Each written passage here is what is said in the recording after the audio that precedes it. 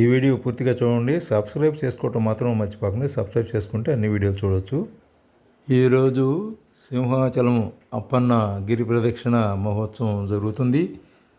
ప్రతిష్టాత్మకంగా తీసుకునే ఈ గిరి ప్రదక్షిణకు ప్రభుత్వం అన్ని ఏర్పాట్లు చేసింది. భక్తులకు సకల సౌకర్యాలు కల్పించారు.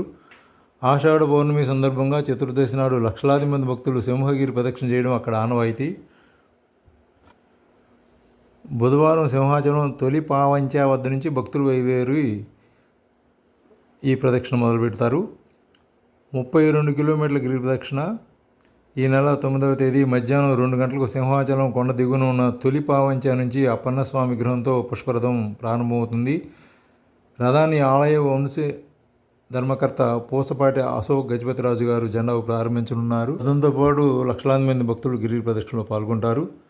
తొలి పావంచ నుంచి ప్రారంభమయ్యే ప్రదక్షిణ పాత అడవి వరం మీదుగా pineapple colony, Mudasarlova, Hanumanthavaka, Visalakshi Nagar, Jodugullapalem, MVP colony, Venkojipalem, Isukathota, HB colony, Seethammadhara, Alluru విగ్రహం, బాలయ్య శాస్త్రి లేఅవుటు, కంచరపాలెం, మాధవధార, ఎన్డీఏ కోడలి, గోపాలపట్నం బంకు, ప్రహ్లాదపురం, పాత గోశాల ఇలా అన్నీ కవర్ చేస్తుంది.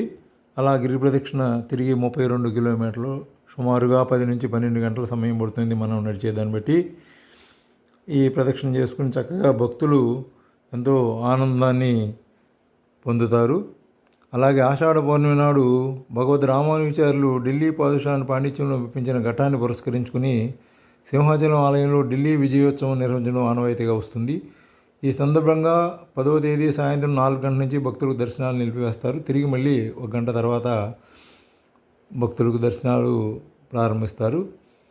10వ తేదీ తెల్లవారుజామున 5 గంటల నుంచి భక్తులకు సర్వదర్శనాలు కల్పిస్తారు. ఈ ఉత్సవాల సందర్భంగా ఆలయంలో నిర్వహించే అన్ని ఆర్చి సేవలను కూడా రద్దు చేశారు.